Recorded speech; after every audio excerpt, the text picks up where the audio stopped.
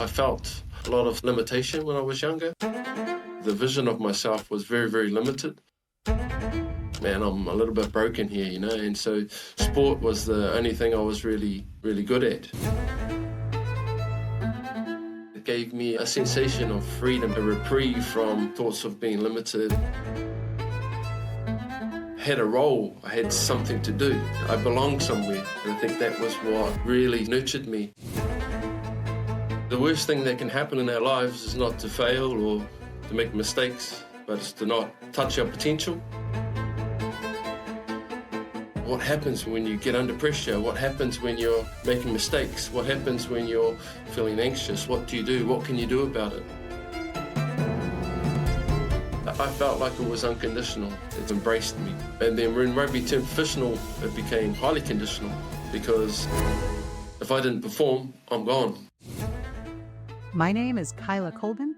You're listening to my interview with Norm Maxwell, and this is the Hunger and Heart Podcast. Enjoy the show. Hello, my name is Kyla Colvin, and welcome to episode 11 of Hunger and Heart, a podcast on the intersection of wild ambition and fierce compassion. Before we get started, just a quick note that scholarship applications are now open for the August cohort of the Crusaders Leadership Programme. This is the program that we created in partnership with Crusaders Rugby. If you want to level up your team, get them to take more ownership, get the best out of them, perform as a team rather than a collection of individuals, check out crusadersleadership.com. My guest today, Norm Maxwell. Norm is a former All Black and was the fourth ever inductee to the Crusaders Hall of Fame. In this conversation, we talk about what sport can mean to people who feel broken, why he felt let down by professional rugby, and his views on well-being and living a meaningful life. This is one of the most heartfelt and profound interviews I've done yet. I can't wait for you to listen. I can't wait for your feedback. So here you are, my conversation with Norm Maxwell. What's your experience with wild ambition and fierce compassion? Yeah, well, it's pretty good. Really appreciate the sentiment. Anyway, I'm something that I'm really aligned with. I think that for me, a lot of things that I do now are to try and add the wellbeing aspect into the performance, and so I think that I suppose my experience with it is sort of like being in a high, when I was playing in the high performance sort of like get the job done situation. I was going through a lot of sort of personal turmoil at the time, and I probably could have done with some of the stuff that you're talking about, like just the compassionate side, because I know a lot of these guys, especially in the high performance, they sort of, the well-being aspect is lost because performance and profit is sort of prioritized. And I think that when that sort of mindset sort of came into professional rugby, the well-being aspect was lost. And I think it sort of started to turn into a cold machine-like product as a result. And so now I try to, with the coaching and everything I do, I try to sort of add that well-being aspect part into it. So it's perfect that you're exactly what you're doing is beautiful, Amazing. Thank you. I love this focus on well-being. I have a lot of questions that have come up immediately from what you've just said. But my first question is, what does well-being mean for you? It's a holistic thing. It's just the ability to live deeply, I think, and profoundly. I think that for me is like, I think probably the worst thing that can happen like in our lives is not to fail or to make mistakes, but it's to not sort of touch our potential. And I think that sort of living life really deeply, for me, that is what well-being is. That's living well. Might not be comfortable, but for me, that's sort of where I sort of see things. And I think that's why I try and encourage the kids. I do like sort of some Spirit of Rugby camps and different sort of experience-based learning programs. And that's what I sort of encourage the kids to do, is not be afraid of failure, to be able to like really give themselves to something. And I think that's what sport can really teach you, is about learning how to having a really strong will to win, but also accepting defeat, because that's a part of life. And I think that to live well is to really to push your boundaries and to be able to to experience the I suppose the depth of life. To be able to do that, you need to get yourself to the edge of your capabilities or your perceived limitations. Yeah. I love everything about this. Living deeply, what I'm hearing, the way it kind of goes through my filters and comes back out, is like Mm. sucking the marrow from life, of experiencing the good of it, the hard of it, the bad of it, the ups and downs of it.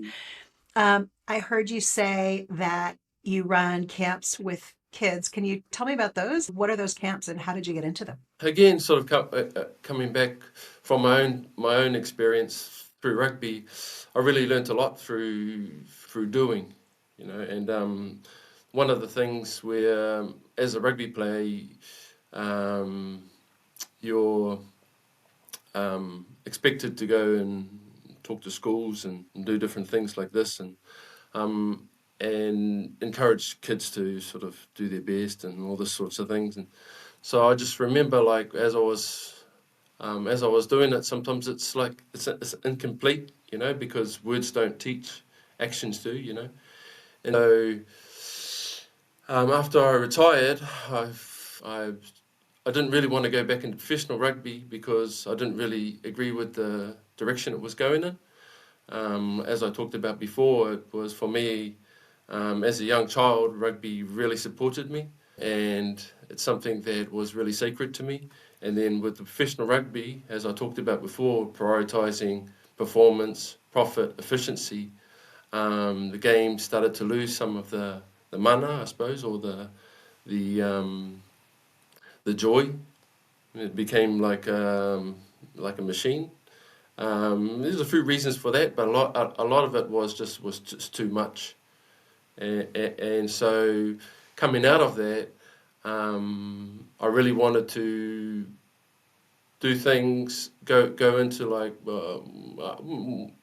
an amateur sort of aspect. That's why I came to Spain, because I wanted to coach in a semi-professional environment, because I wanted to sort of tap into to people doing it for the joy of it, for the love of it. And so from there, I started working with, okay, how can I bring this sort of wellbeing aspect into performance and things like that. And so this is when I started creating these. Well, I naturally did it as a coach, but I started sort of figuring out, how can I do it with kids, And so how can I create like a structure, support structure that can allow the kids to sort of learn from experience. And so sport is beautiful, like I said, is a beautiful thing for that, because it really pushes your boundaries, because it's a competitive thing, it's a tangible thing. So part of it is the preparation. So really preparing for something. I think a big part of it is in terms of being able to capture attention. So being able to invest in something. And so I think that having something to sort of work towards, like a performance, is very important. Something that's tangible, where you can sort of fail, or you have a gauge. And so I try to create situations that push the kids' boundaries, or push boundaries, and be able to bring out the stuff which, like I said, that edge of for an example, I don't know, what happens when you get under pressure? What happens when you're making mistakes? What happens when you're feeling anxious? What do you do? What can you do about it? And so these are the sorts of things that I try and do with these camps, to try and recreate how I sort of learnt through rugby. So for an example, like I said, the preparation part of it is looking towards something. You're trying to find ways of preparing yourself the best you can for performance.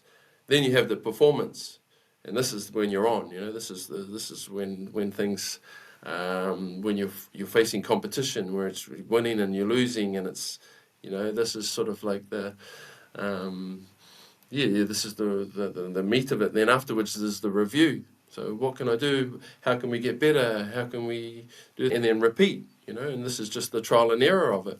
And so these camps, I sort of try to push on these aspects of the kids, try to push them to the boundary. And there's sort of a zone of learning where it's sort of like if you're not stimulated enough, you're not really pushing yourself enough, you're not really getting there. If you're going too far over, it's too much. You need to try and find this little zone where it's sort of like pushing the kids enough to sort of, to have that experience, but then being able to come back and sort of work with them in a supportive environment to be able to step out again, And one of the things, my baby, I suppose, was I did like a experience-based learning program through the school system. And so I took all these situations that I learned through rugby and then tried to like put it into real life experiences. And so the idea was to support kids to go through real life experiences at school and in a safe environment, in a nurturing environment, for them to sort of learn about it, for them to be able to have real life experiences at school instead of sort of just preparing for the future. So working in the now. What kind of real life experiences did you put them in? I worked with 5 different aspects of development, and the first part of it was developing themselves. So the idea of the project sort of came about through trying to match up to different groups of children around the world. And so I worked with a school in Kenya in the slums for like 10 weeks, so I sort of volunteered there. And so these groups of children with sort of extreme needs around the world, and matched them with like children in like different situations, sort of matching the needs together, say like kids in New Zealand. So their needs are a little bit different to some of these other children, but at the end of the day, it's pretty much the same, So it's sort of just creating a bridge for them to sort of share and exchange, to exchange sort of being able to see each other, to be able to understand what's happening in each other's lives, and then finding ways of them to be able to support each other. That was the original idea of the project. So my sort of role in that now, especially now with the way technology is, it's a very thin veil between sort of the world has gone closer, it's closer together, where in the past it was I'd have to go to Africa, or I'd have to go to India, or I'd have to go to these places to, and there is something about that to really immerse yourself within the essence of the place, and you sort of understand what's going on. But now we can sort of do it digitally as well, if you can sort of support that process. And so that was the original idea of matching these kids up around the world, New Zealand kids with kids from Kenya, and for them to learn about each other's stories, and then be able to share through different ways that we could sort of do it. And so so that's sort of the first aspect. That was where it started, but then I thought, well, it's incomplete because as I talked about before, sometimes it's like giving over the top of yourself. It's not sustainable. So I wanted to teach the kids more about like self-support. So being able to light their own fire, to be able to like support themselves, to be able to work within themselves, to be more self-sustainable, to be able to have self-awareness and self-responsibility, to be able to like fill themselves up, to be able to understand how, like what I talked about before, how to deal with adversity, to be able to understand how they can influence their own internal experience, independent of what's happening externally. And so the whole program was around stretching that ability. So first and foremost, it was about them self-development, about them learning about themselves. It's about them learning how to influence their life in the now. Everything else was a stretch of that. So the second part of development was teamwork. So it was about how to understand, to be able to see your peer, to be able to like have empathy for other people, to be able, how can I support somebody else?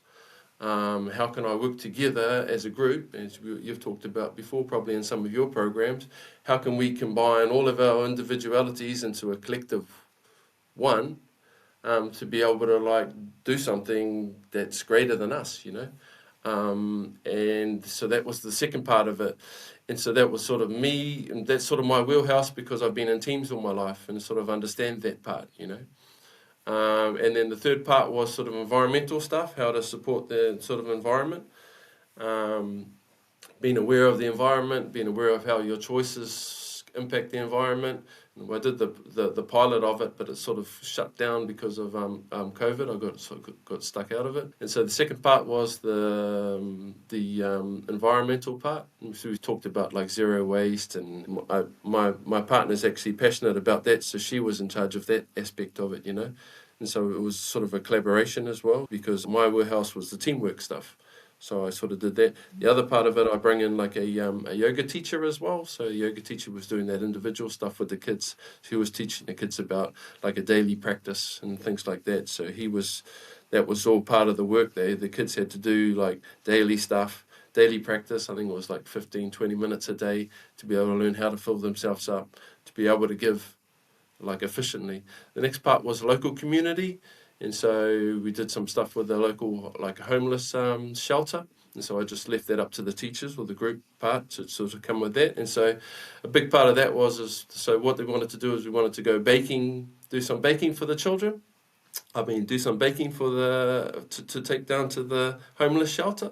And so to do that, they needed to go to supermarkets, to talk with the owners of the supermarket, to talk about the project that they're doing. So a big part of that was negotiation. So being able to we did like a little mock-up. And so the kids were sort of practicing their little pitch to be able to say, oh, this is what we're doing. Can you support us with our cause? And so this is what I'm talking about in terms of real life experiences. Because I would have loved to have learned how to do some of this negotiation, or be able to express myself, or to be able to like do these sorts of things. But like I said, being able to do it like in a supportive environment, being able to do it like in a learning environment, instead of just being sort of chucked out there and sort of being able to do it like trial and error. And I suppose it's part of what you're doing with your courses as well. It's like being able to like give these kids, or whoever's doing it, some sort of tangible experience in a supportive environment. And so that was really cool. And they went down, and they did the baking, and they went down and they had a whole day sort of learning about how they sort of run at this homeless shelter. And another part of it as well is what I wanted to do with sort of some of the kids, and to give them a bit of a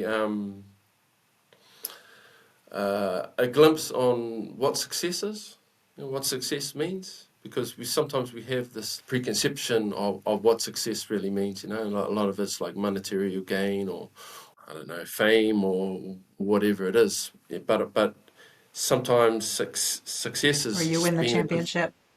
Yeah, that's right. As being a good father, or like you said, pushing your own boundaries, or there's all these different variations of what success is, you know. And I think that if kids can sort of understand that, you know, that's enough, you know, and not have to be like, oh, I have to make it here. If I don't make it here, I'm a failure, or whatever. And then the last aspect of it. So this is what I'm saying. It's like those people at the homeless shelter. Okay, they might not be earning a lot of money and all that, but they're doing something that's really meaningful to them. The people that are that are running it, I'm talking about, you know, the organisation. And so there's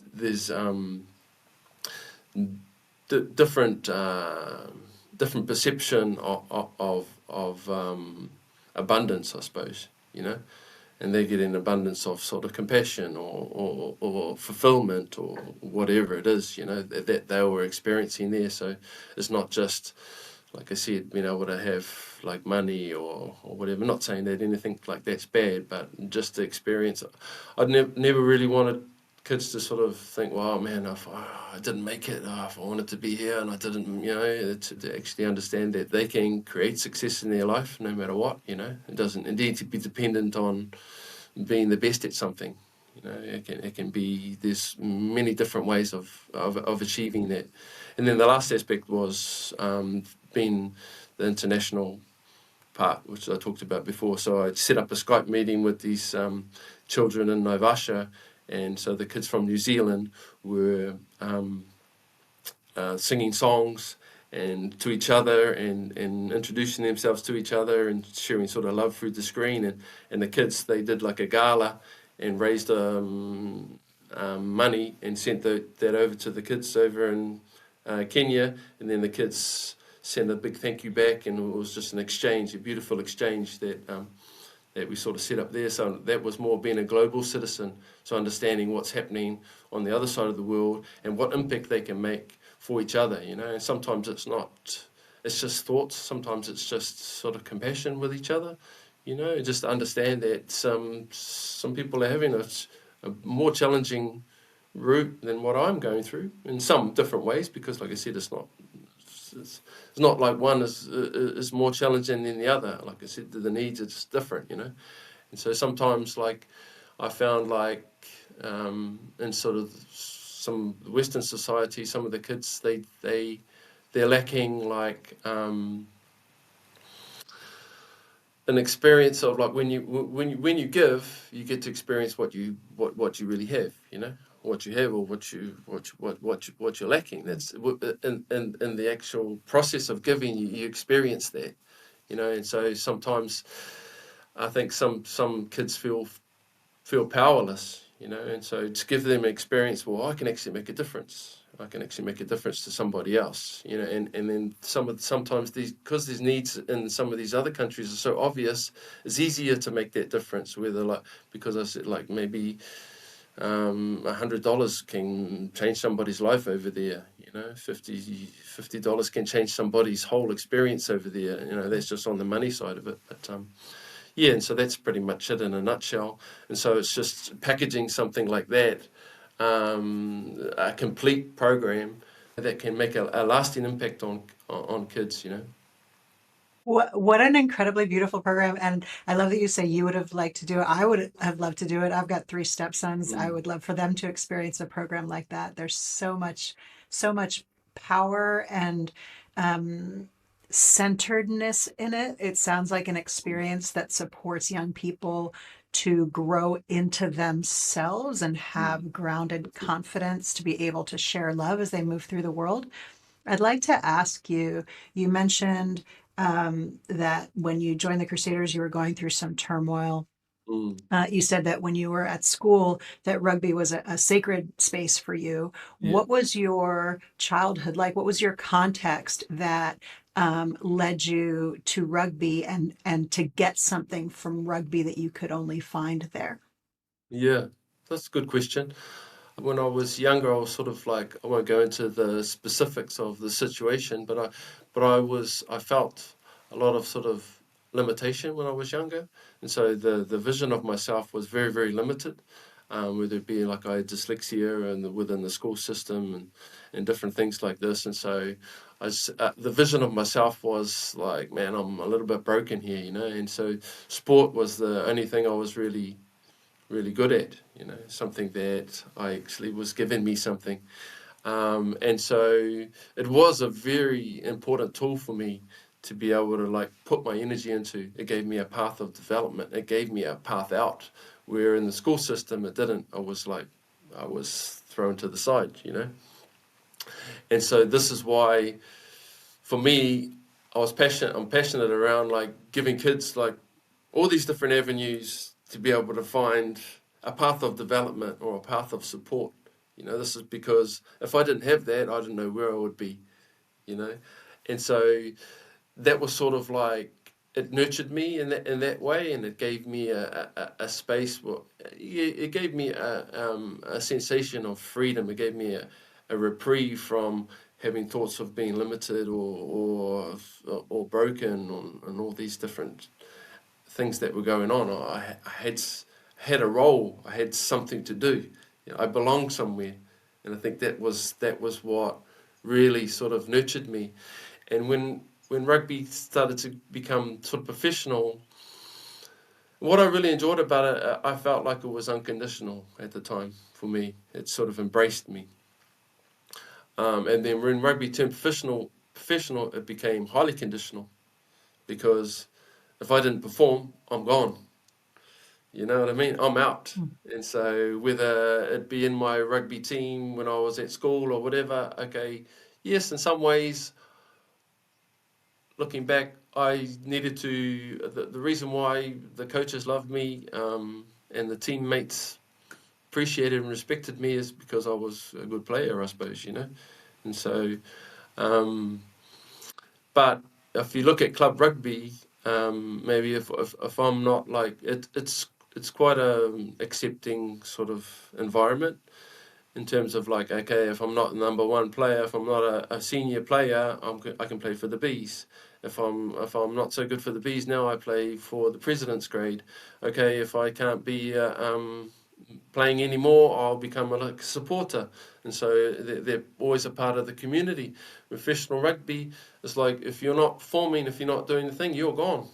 You know, and so it's sort of like this pressure that is sort of what is conditional, because you feel like, oh, the coach is sort of like, oh, they only sort of really like me because I'm a good player, or the rugby union is only really sort of catering for me because I'm a good player and they're getting something from me. I'm needed, you know, and so this is sort of the reality of professionalism.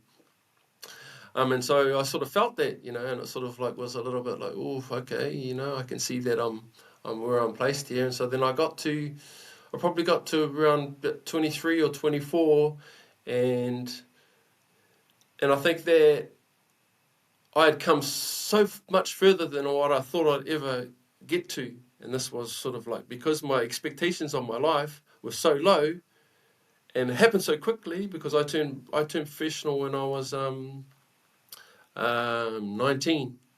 So I was one of the first professionals in 96. And so my life changed, because before that I was on the dole. I didn't know what I was going to do. I didn't see a future. This was before professional rugby, and then rugby turned professional right on when I came into the top grade rugby, and then my life changed overnight like that. So I went from earning $5 a week vacuuming in my room to $80,000 a year within like 6 months, you know. And so my life was like that, boom, and so it sped up. And so I got to about 23 or 24. At that time, I had like 3 houses. I had like cars. I had admiration. I started playing for the All Blacks. I was like playing for the best team in the world, one of the best rugby players in the world at the time. But then I wasn't happy, you know. My life was falling to pieces in many ways. And so this is what I talk about in terms of like this whole thing about being successful. It's like, oh, why not? Because I had this idea is that if I get there, then I can be happy. If I just achieve that team, I'll be there. If I just had this, then I'll be okay. And then when you get all of it at such an early age, and then you think, well, shit, this is not working. Is my life just around just achieving these things, just achieving something, and then feeling okay for a little while, and then having to do it again? And is that what my life is? Or is it something else? Is it something deeper?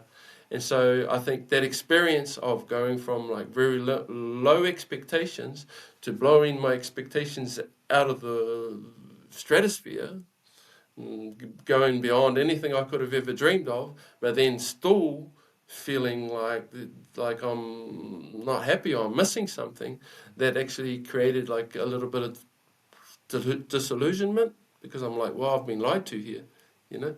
Well, I've not so I've been lied to, but I've been what's the word for it? Like yeah, I've sort of been I've misled myself in terms of like how I thought that what success was. And so this is when, so that disillusionment made me question. You know, I started to question my life. I started thinking, wow, man, what's happening here? What is this about? And I think the question started to lead to answers. And this is this internal journey I started. And so this is sort of like probably 24, 25. And then once I started asking those questions, a lot of things started to come into my life. And there was a little bit of a lonely journey, because in the professional environment, people don't want to, it's not set up for that. You know, it's not set up for that internal exploration. So I was sort of doing that on my own, and I was sort of like trying to heal some of the past things that were happening. And I'll tell you sort of I remember one sort of strong moment where it was sort of like when I sort of understood that, oh man, I'm actually doing this to myself, and I thought, well, there was one situations where I found it difficult to speak up in team environment. And if I went to because when I was younger, I sort of shut down, I just would go to rugby. Action was the thing that people would listen to. And so my words wouldn't come out. And so I had all this things going on inside and this communication issues that everything was sort of stuck. And so once I sort of could see that I was actually doing it to myself, because when I was younger, it was like I had a few impacts that sort of shut me up. It was like, how can I put it? Where I sort of stopped speaking because it was too painful. I just protected myself. And when I sort of understood that, like in this team environment, that I was actually shutting myself up now. Because those impacts that happened to me when I was a kid, I was recreating it myself. So much more than whatever happened to me when I was a kid. And so what I understood was when I was like in the team environment, when I wanted to say something that meant something to me, that I felt like strongly about, that I wanted to express, I would start getting nervous and it would be like, oh, and I would shut down and heart rate would go up, and then I would like, no. And so I was shutting myself up. And so once I started to understand that I was the one that was hurting myself, really, I was the one that was limiting myself, that's when I started to try and push through those boundaries and be like, okay, I'll put my hand up and I'll like trying to express myself, even though if I was stuttering and it didn't come out right. This was my attempt at healing, And when I talk about how that was sort of lonely, it was sort of like, it must have been, even with the coaches and different things like that, I was going through a lot of things where people didn't understand. It was just an internal thing for me, because it's like, oh man, why is he starting to, or emotions were coming out, or things were coming out in these team environments where it was like, oh, what's going on with Norm, But it was just me trying to heal. Yeah. Can I ask that realization that you were doing this to yourself, that you were holding yourself back? We all carry patterns that we recreate over and over again. And often those patterns can be really visible to others, but challenging for us to see in ourselves. How were you able to come to that realization? Like, what helped you see that pattern in yourself, that you were holding yourself back and not speaking up? Yeah, those are good questions. What I was learning to do was to slow down and pause. I think that was the first step. So learning to give myself space, without the need for action, I suppose. And so I think that was the beginning of things starting to come to me, was just learning to be able to like be there with whatever was going on. How did you learn that? Who did you learn that from? How did you learn that? I think some of it was just a sort of a natural thing that sort of started coming. Like I said, with the questions, when I started like really questioning, because I think I'd got to a point where it was getting too painful. And I think that sort of was prompting me to be able to like, and I think that's one of the big teachers that sort of really started prompting things, is that because of my nature, I really pushed myself to the extreme. So whatever I did, I was really extreme. And so some of the issues I was having was like injuries. And so when you're getting something, in terms of like when things are sort of working all right, it's okay. Things, you can sort of get away with it. Like for example, a lot of my needs were around rugby, right? To be able to get things from rugby, whether it be acknowledgement, whether it be acceptance, whether it be whatever it was. And so when I couldn't get some of those things, whether my body started to break down, I wasn't getting that those needs weren't getting met, because there's an external source, and so it was painful. There was a lot of things going on. So this was the thing that was driving me as well, this pain or this dysfunction. And I think that, and so things were sort of been naturally sort of attracted into my life, I think, at that time, if I think about it, and just things that were just sort of just unfolding. It was just sort of happening, just from, I don't know, really know why. I don't know whether I was ready for it or, and I did find some sort of mentorship in terms of some of that. Like there was one lady in Christchurch that I visited, and she was quite an in tune lady, and so she worked a lot with the emotions, talking about like different being able to like work with emotions, and so I did learn some of the tools from her, in terms of learning to slow down, learning to look inward, and like I said, all the answers are there, if you can sort of work with that process. I'm curious about, first of all, I thank you for everything that you're sharing with me. I feel like we could talk for hours. I could definitely listen to you for hours. I am in huge admiration of the journey that you went on, and to have the ability to find those answers internally, and grow that level of self-awareness it's such a gift, and I'm so grateful you were able to find that. One of the things I'm really curious about is you mentioned with professionalism, the admiration became conditional. Mm. And I have a thing in my company that I'm always very clear that I never call it a family.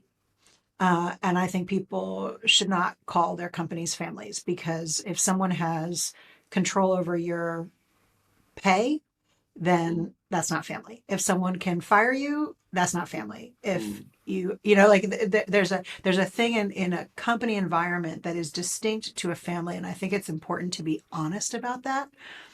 And at the same time, I work pretty hard to cultivate a culture of belonging and participation and connection in our organization.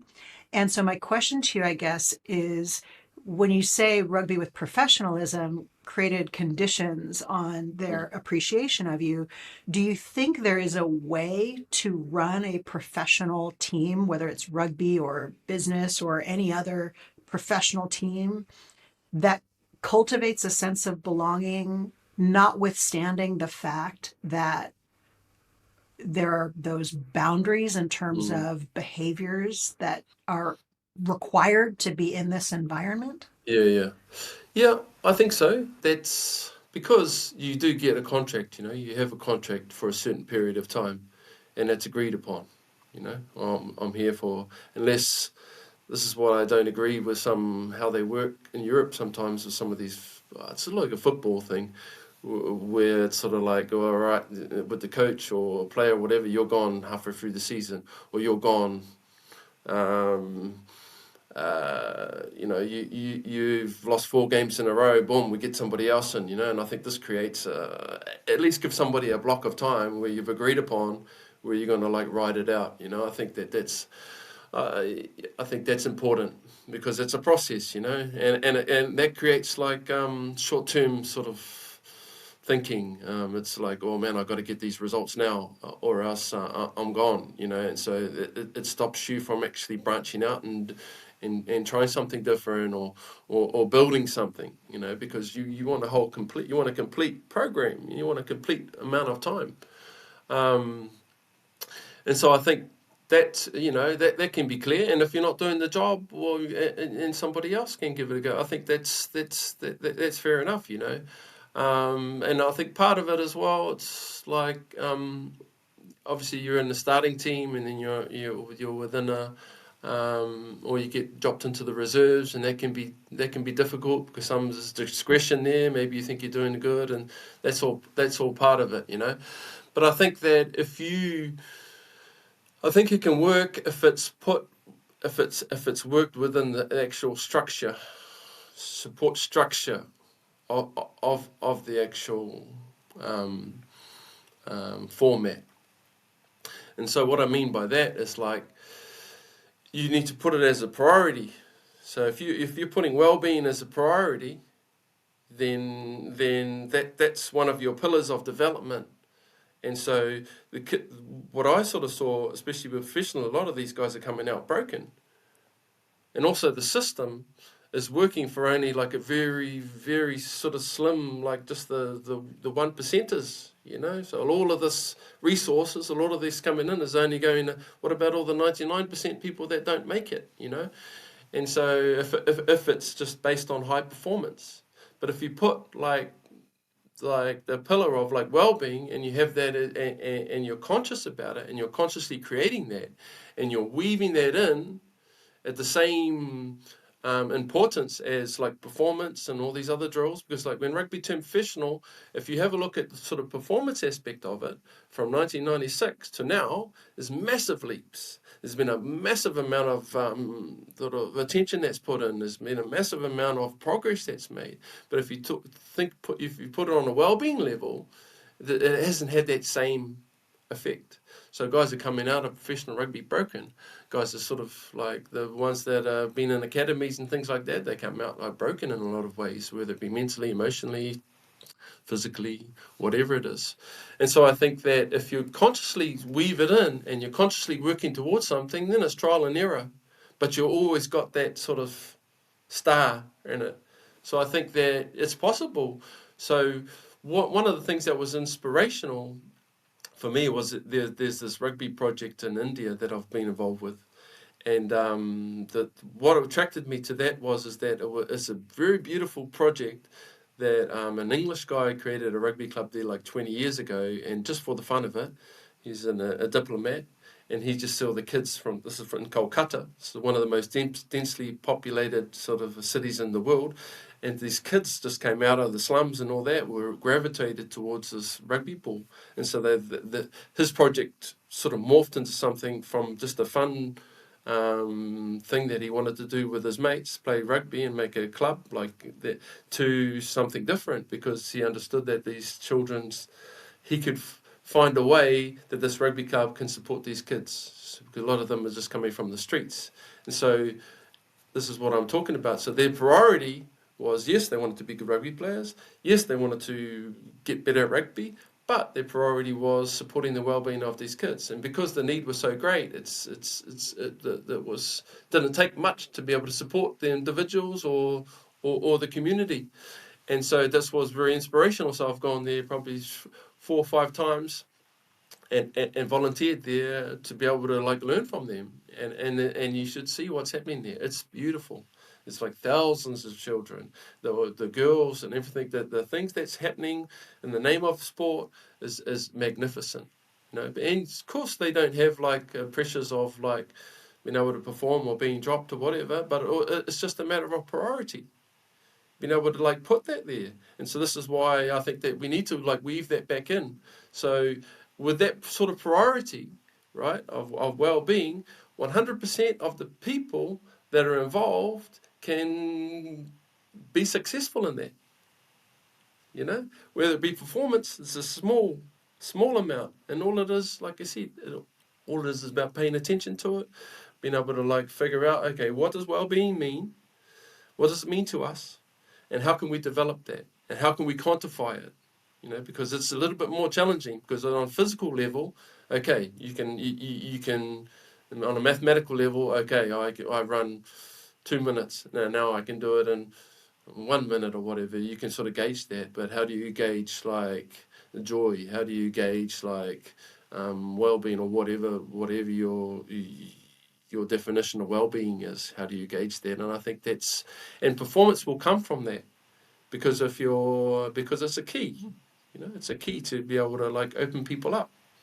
And you're going to get better, because some of the issue is as well, something that I haven't like, that I was a little bit like not frustrated with, but I didn't really agree with some of these academies, these sports academies. They'll try and get like certain types of personalities or certain things. We want people because this is a Crusader is a person like this, you know, a Crusader is a thing like this, and so they're trying to get people and put them into a peg. You know what I mean? They're trying to mold you in and put you there, right?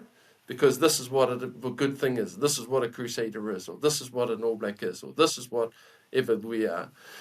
And I think that, you want to be able to cast that net as wide as possible, to be able to, because sometimes those ones that maybe you think, oh no, he hasn't got it or whatever, but they're just missing a key.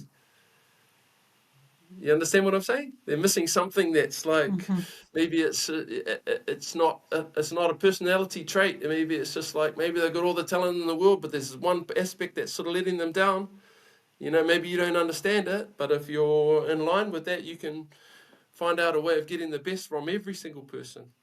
Not just discarding people because, you haven't got the traits that we're looking for. Yeah, well, how can we create these traits? How can we sort of support you with what's going on? And so that's sort of the way that I look at it. And so I think that all it is just that. All it is just putting attention to it. So coming back to what you were saying, yes, 100%. It can be. You can come out of that even if you've had been dropped, and even if you haven't played at all, but you can come out like a whole different person and get so much out of it, just with having a supportive environment, with having the right, moving in the right direction. Can I ask? I mean, everything you say moves my heart. And it's so clear that you're approaching everything that you do with such a clear heart to connect with people, to see people for who they are, to create spaces for people to express themselves. I've heard you mention a couple of times the challenges that you faced with professionalism. And when we say professionalism, I want to be clear to those listening that we're not talking about Norm acting professionally. We're talking about the shift in rugby from being an amateur sport to being a professional sport. The challenges with the shift in that environment, the challenges of the kind of conditions that were placed. I met you a year ago when you were inducted into the Crusaders Hall of Fame, and I will just say the speech that you gave for those listening. I didn't know you at that time, and you got up on stage and you pulled out a wig and you began to sing karaoke, and I went, what's going on? What's going on here? Like, where am I in the right place? And then I kind of thought, oh, is this guy not very into the recognition or something? And then you gave the most beautiful, heartfelt speech. And I'm curious, in the context of the challenges that you faced and the friction in your spirit when you were first in that environment, to being given that recognition last year, what was that like for you? How do you bring these things together?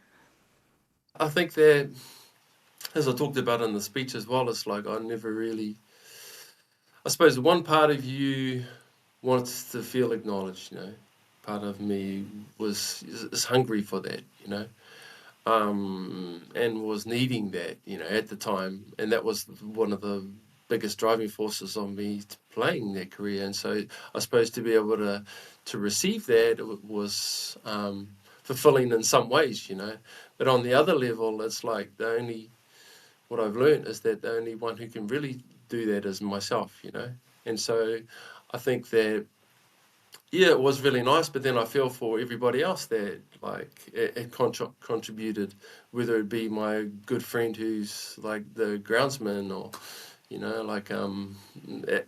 and he gave a lot to the Crusaders, who's an old guy who looked after the grass, and he was sort of him and his wife I would talk with after the games, and they became part of my family in some ways. And like we talked about before, it's it was an unconditional support for me. And so all these other people that were sort of supporting and just even being a supporter, people coming to the games, people giving energy to a bigger cause, And so part of me was really, why am I getting singled out here? And another part was I did put a lot of my life force into it. I did sacrifice a lot in terms of my health for the team, for the sport, but why did I do it? Was it for selfish reasons? Was it for other people? So I suppose it's a time of thinking about these things, But I just feel for like some of the other players that really gave a lot, and just even some of the island. I remember there was an awesome player called Marika Vunibaka, and he was like this guy was just amazing. He's just like came straight from the island, didn't speak any English, and he's just like scoring amazing tries, And so he's one of the guys who sort of like was a big part of the success, but he's never going to get the chance to be able to stand up with me. You know what I mean? And so I tried to like figure out, well, man, how can we sort of acknowledge all of these people? But at the same time, it's like, well, if I think about some of my other friends, even this year, they deserve to be acknowledged as well. So it's a strange thing, because it's like, yes, well, yeah, it's nice. It's a nice thing. It's a beautiful thing. But then it's sort of like, well, what about the other guys that really gave a lot of things too? It's a strange, it's a difficult thing to sort of comprehend. But I think in saying that as well, it's like Crusaders do it really well in terms of like being able to like, I talked about before, sort of like you get, it's like anything really. You get, if you're talented or some people want you or whatever, they open the doors for you. They'll be like, oh yeah, come in, we really want you, or they'll be fighting for you, And it's sort of like you when you're a talented young player, sort of like that. The doors are open, but then when you start getting injuries and you start like getting older or whatever, the doors start to close, and then eventually the doors out. And I think that there is a way, there's a grace of being able to like welcoming people in and saying goodbye. I think there's that is very important to be able to, because it's a completion, and I think that the Crusaders actually do that really, really well.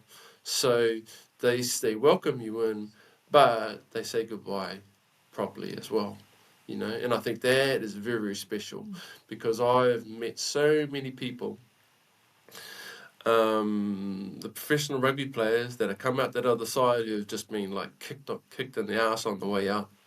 And it's just like, they've been like, oh, hang on. As soon as I've got injured, now I can't do this. You just like, and the way that it's done is horrific, and it creates scars, and it creates pain, because it's like, oh, I've been used here.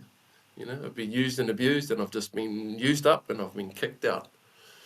And I think that with the Crusaders, and that's a part of it. And I think that it could create sort of, I think it did create some healing for some of the guys, probably with me, maybe. But I remember Caleb Ralph was inducted this year, a good friend of mine, and I think that Mark Hammett and Greg Somerville, and I think that I know that a couple of them have gone through like some challenging times, and I think that I hope that experience probably it may have sort of supported them in some way, and I think that's beneficial. I love it.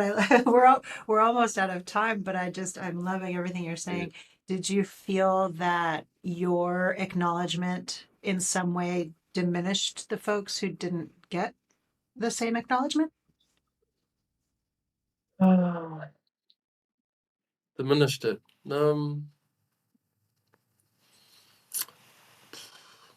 I suppose if I put myself in another situation where if it wasn't me, how would I be feeling in that situation? I don't think it's probably, I don't know, maybe, but then it's like, well, what do? You don't do anything. But I would like, I suppose I've talked to the organisers a little bit, but it would be nice to be able to like find some ways of acknowledging other people as well, at the same time, whether it be, that have contributed or whatever, that don't fit the parameters. Find little avenues, little windows to be able to like have that experience for them as well, whether it be supporters, whether it be players that maybe only had 1 or 2 seasons. And they do that in some sports in terms of this whole Hall of Fame thing. They'll do like maybe, let's say in the MMA world, they'll put like fights in like the Hall of Fame. So one fight is like so 2 fighters. That's your fight is in the Hall of Fame or whatever it is. So it'd be nice to find different ways, whether it be like, because you also need to remember that it's like the players, they're the tip of the iceberg, right? They're right at the top. They're just they're just the things that can be seen. But everything else, and so in a team environment, sometimes it's the guy who can bring people together. Maybe he doesn't play, but he's just got a way of being with people that can sort of connect them together, and that makes a huge difference. And that sort of leads to the performance and all that. It might not be acknowledged, might not be seen, but it's just as important. It's probably even more valuable, you know. And so finding ways of sort of acknowledging that within people, and they might not even understand it themselves. They're sort of just doing this work, whether it be in the shadows, I suppose. And it's sort of like even the supporting people, or like I talked about, a lot of the things to do with, like what I talked about with the speech, is this feminine energy, right? So there's this nurturing energy that's sort of like, it's not as visible as this masculine sort of like go out there and score the try and do that, but it's the thing that's nurturing, it's the thing that's underneath, that's supporting it all. And I think that bringing that up and acknowledging that and really valuing that and being able to grow that, I think that's really important as well, you know. And all it is just consciousness. It's just being perspective, isn't it? And it's something that I'm sort of working on, especially trying to work with, and sometimes it's more challenging than other times, but it's something that needs to come to the forefront and to be really, like I said, prioritized and put up there, you know. Norm, what a beautiful place for us to end on. I love this attention to the totality of things that come together to allow anything to happen. I'm a big fan of the Vietnamese Buddhist monk Thich Nhat Hanh, who talks about, if you look deeply into a piece of paper, so let's say you're reading a book that he wrote, in the book he might write, if you look deeply into this paper, you can see that there is a cloud floating in the paper. The paper cannot exist without the tree, and the tree cannot exist without the rain, and the rain cannot exist without the cloud. Yeah. And if you look more deeply into the paper, you'll see that there's the logger is also in the paper who cut down the tree, and the clothes that the logger was wearing, and the bowl that he ate his breakfast from that morning. And the more deeply you look into the paper, the more you see that it is made entirely of non-paper elements. And in fact, the whole universe exists in this one sheet of paper. And what I hear from you is your heart is expansive enough to embrace that it takes the whole universe to put a rugby team on the field. It takes the whole universe for any of us to be able to exist and to express ourselves. I really like that. I see your work in supporting people to be able to express themselves. And I feel the young people that you're working with are blessed to be able to spend this time with you. Well, thank you very much. Yeah, it's been very nice to talk with you, and a very interesting topic and very important. I think that it's something that we need to keep working with and bring it to fruition. Thank you. Thank you so much for taking the time to talk with me today. It's been really great having you on the podcast. Thanks very much. Thank you so much for listening. Please do let me know your feedback. You can reach me on hello@kylacolbin.com. I felt so moved by my conversation with Norm. He clearly has done so much work to understand himself, to understand the ways he was holding himself back, to understand that success is not about the external prizes, but about the internal rewards. I found him to be so open, clear, beautiful. I love the way he is just shining that light into the world. Hunger and Heart is brought to you by the Crusaders Leadership Programme. Whether you're coaching under fives or a professional team, we all want the same thing: to build a culture of trust, to get the best out of your people, and to grow players into leaders.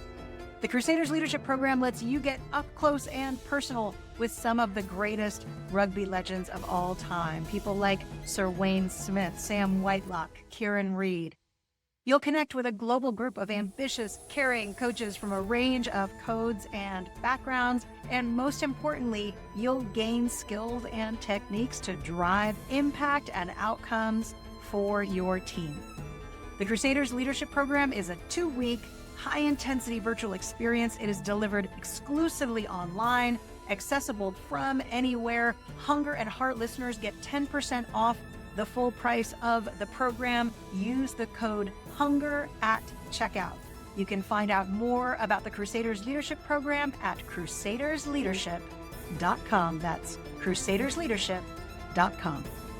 Hunger and Heart is created by BOMA and the entire BOMA team, including Tito Bernal, Ray Jangle, Hannah Hudson, Johanna Coxon, Sunil Unka, and me, Kyla Colbin. Thanks for listening.